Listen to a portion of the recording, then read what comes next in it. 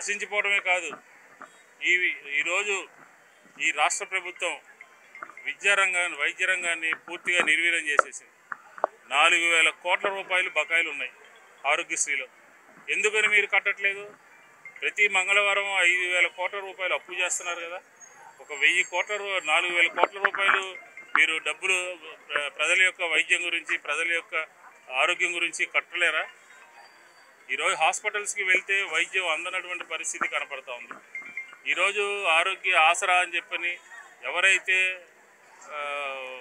హాస్పిటల్స్లో చేయించుకుంటారో ఇళ్ళకి వెళ్ళిన తర్వాత ఒక 5,000 రూపాయలు ఇచ్చేవాళ్ళం, 3 నెలలు ఇచ్చేవాళ్ళం.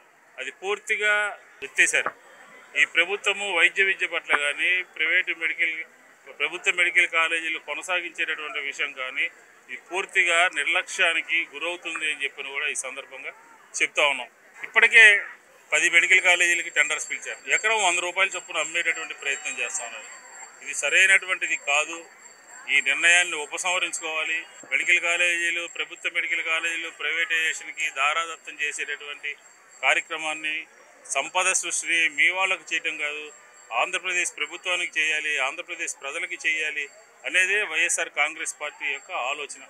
ఆ ఆలోచనకి తగ్గట్టుగానే మెడికల్ కాలేజీలు ప్రైవేటైజేషన్ మీద 45 రోజుల కార్యక్రమాన్ని తీసుకున్నాం.